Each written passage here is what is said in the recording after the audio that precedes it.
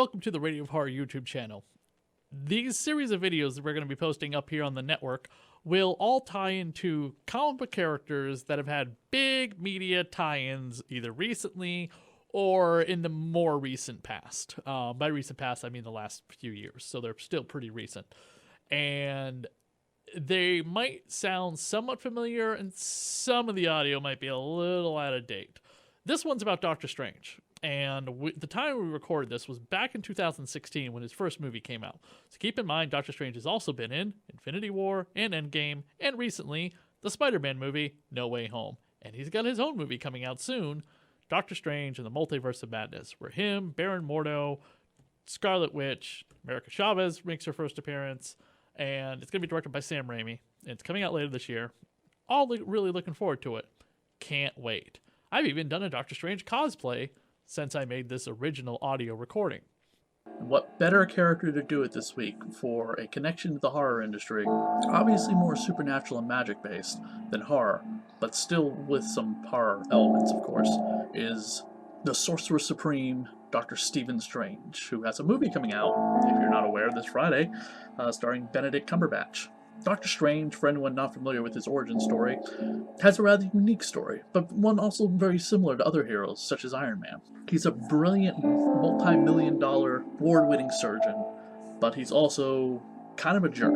He is straight up an asshole. Doctor Strange would only work on cases that would net him profit and money. He very rarely, if ever, did charity work. Because of this, it gave him somewhat of a bad reputation, but he didn't care about it because he had power, he had money, that's all he needed until, unfortunately, one night he got into a car accident and the nerves in his hands were ruined. Other retcon origins of Doctor Strange, his hands were damaged beyond repair, they were crushed, many different things, but his hands were basically ruined, and the surgeon needs his hands. He hears, after blowing through all of his money trying to cure his hands, he learns of an ancient, kind of an ancient shaman or a monk maybe? He's not sure what it is. He goes to Tibet to find this person, and it's the Ancient One, an all-powerful magician, who tells him to train with him, and he will help him. But Doctor Strange is like, no, I want my hands repaired. I don't need to train in mumbo-jumbo mystic arts and black magic and stuff.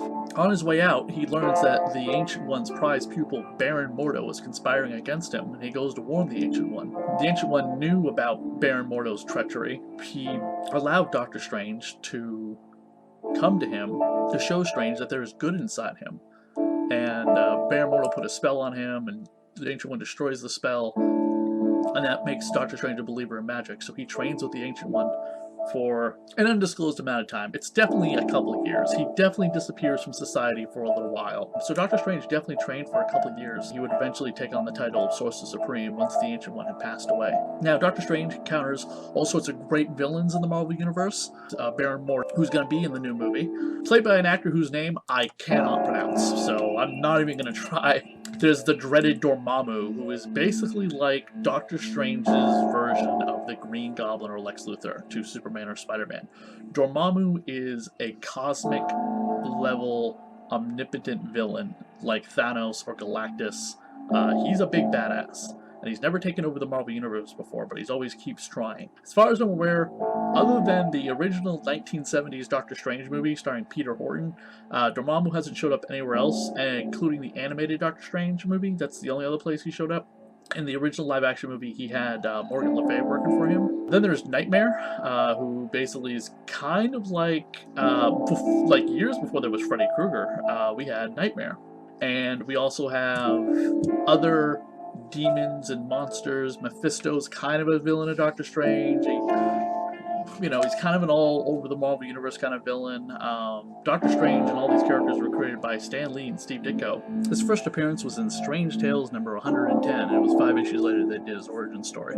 But he was always called the Master of Black Magic, which caused a lot of controversy with Doctor Strange when he was created in 1963. He was created in an era where black magic and devil worshipping and sorcery and things like that were not very well accepted. We didn't have the Harry Potter books, and we had fantasy novels like Lord of the Rings, but allowed to print like horror comic books, so they had to be very creative with what they were doing at the time the Doctor Strange came out. The Doctor Strange stories of the 60s constructed a cohesive cosmology. College students, according to Stan Lee, were enthralled by the psychedelic experiences and Eastern mysticisms of Ditko's artwork and Lee's storytelling. It was a very different kind of comic compared to the rest of them, which, other than Thor, 90% science fiction based. Some great Doctor Strange stories I would highly recommend checking out because there's so much coverage of Doctor Strange. He's been around as long as Spider-Man, pretty much, or the Incredible Hulk, or the Avengers, the X-Men.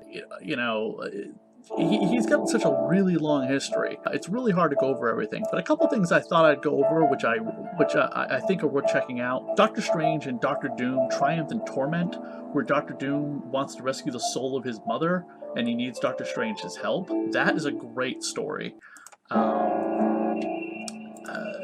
I believe it's Amazing Spider-Man Annual #2. Doctor Strange and Spider-Man team up for the first time, and they make mention of a previous encounter with each other, which was told in Untold Tales of Spider-Man, a one-shot connected to that 25-issue run. Just seeing Spider-Man and Doctor Strange team up for things is always kind of cool because there are such polar opposites to the Marvel Universe in terms of what they do. Spider-Man is science fiction based, but obviously very superhero adventures, street level New York kind of hero most of the time, and Doctor Strange deals with magic and alternate dimensions and mystical forces and things, and it's just the blushing of the two together. It always makes for a really cool story. When Doctor Strange's comic book series was relaunched, he was instrumental in defeating all of the vampires in the Marvel Universe, including Count Dracula, who he encountered a couple times, using the Darkhold. His comic book series was revived in the 90s, in which he had to perform the vampiric verses, and all the vampires kind of came back. Those comic books of the 90s were really like, let's show you what a Doctor Strange of the 90s is going to look like. So it's a little bit grittier, gothicer. They were definitely trying to copy a little bit of what Neil Gaiman was doing in Sandman, I could tell with the art style sometimes. Doctor Strange was part of the Illuminati and responsible for sending the Hulk into space, which caused a series of chain of events in the Marvel Universe. The Illuminati was a group of heroes consisting of Namor and Professor Xavier, Iron Man, T'Challa, and Doctor Strange himself, and Black Bolt from the Inhumans, as they were basically manipulating events behind the scenes, trying to make sure certain things were going the way they wanted them to in the Marvel Universe. At one point, Doctor Strange, Stephen, gave up being a Sorcerer Supreme because of his involvement with sending the Hulk into space and his lack of involvement with the Civil War, and a lot of just bad decisions he was making, and he gave up the mantle of Sorcerer Supreme, and it passed on to Brother Voodoo. Eventually, Brother Voodoo, Dr. Voodoo, died, and in a whole story arc we could go over some other time.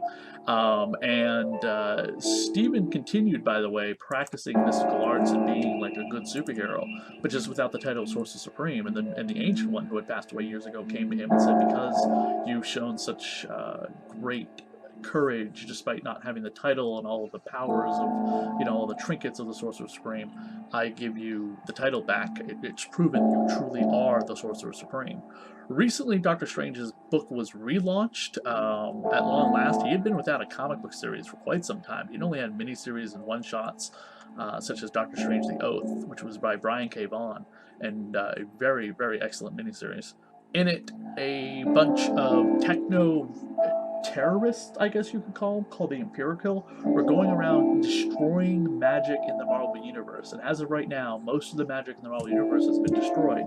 And the current ongoing series is Blood in the Ether. Each one of Doctor Strange's villains are coming after Strange because they know that he is without his magical powers. And as of right now, he's encountered Baron Mordo, Nightmare, and Satanish, with probably the end result being Doctor Strange having to confront Dormammu without all of his magic gifts. Doctor Strange has a love interest off and on named Clea. We don't know if she's going to be in the Marvel Universe, but she's also from the dark dimension that Dormammu is from, and they are basically married, which was also revealed in the most recent Doctor Strange annual, that Clea and Doctor Strange, we know that they were married years ago, but they were still married through magic, and it was this very touching moment. I don't want to spoil too much about the book, but it's definitely something you should check out. Then there's Wong, his faithful servant, also acts as like a teacher for Doctor Strange, as well as his medical helper when Doctor Strange gets injured. He'll also be in the new movie. It seems like we're going to have Baron Mordo, Doctor Strange, the Ancient One, and the character being played by Mads Bilinski. Mads Bilinski will be playing, and I'm probably going to mispronounce this, but Cassilius? I don't know much about this character. I do know that he is involved with Dormammu. Beyond that, that is a Doctor Strange character I am not too familiar with.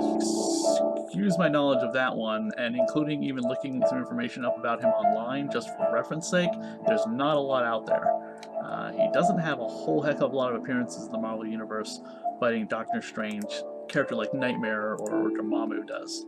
Some of the things that Doctor Strange uses to fight off the dozens of mystical things trying to attack the Marvel Universe in our dimension are the Eye of Agamotto, the Crimson Brands of Kitarak, the Book of the Bishati, and the Orb of Agamotto, his Cloak of Levitation, the cloak that he wears around him, and any number of objects that he has sitting around his New York City Greenwich Village home, which unfortunately a lot of those were destroyed recently, but I'm sure there'll be some way to get them back.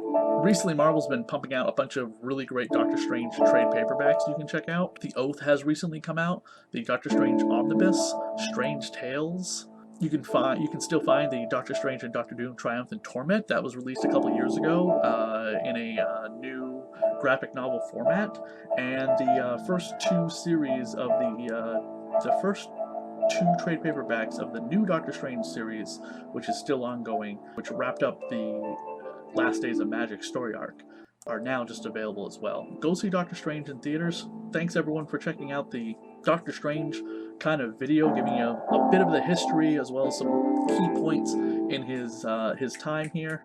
Again, thanks everyone. Check out the rest of the videos here on our YouTube page. So there you go, a little history on the media of Doctor Strange. Again, after his movie came out, which was pretty decent. We got Dormammu in it, Ancient One, Baron Mordo, a couple of winks and nods of a few things. Cool appearance by Thor at the very end as well. We also, of course, had Doctor Strange show up in the Infinity War movie and die in Infinity War and come back in Endgame. And then he was, of course, a secondary player in Spider-Man's movie. Kind of a beginning, middle, and end kind of character. He recently, of course, was killed off in his comic book series, The Death of Doctor Strange. After his regular series, Doctor Strange, the Surgeon Master, whatever the book was called, canceled after 10 issues to make way for Strange Academy, which is a fun-filled book everyone loves, by Scotty Young. So it's still ongoing, still continuing. Highly recommend it. Beautiful artwork, cute cast of characters, that all dealing with the death of Doctor Strange. It had multiple tie-in one-shots like Avengers, the Ben Reilly Spider-Man, the X-Men, Ulysses Bloodstone, Blade, and it's coming up soon, going to have the fifth and final issue where they will reveal the new Doctor Strange. Spoilers have been out online already. It's Clea. It's an okay story. I don't understand why they've killed off Doctor Strange. He's got a movie coming out. I digress. Check out the rest of the videos here on the Radio Power YouTube channel. Like, subscribe, and comment. And be back in a week or two for another comic book media character tie-in video montage as we give you a little bit of history of everything that media comic book character has had going for him. Thank you, everyone.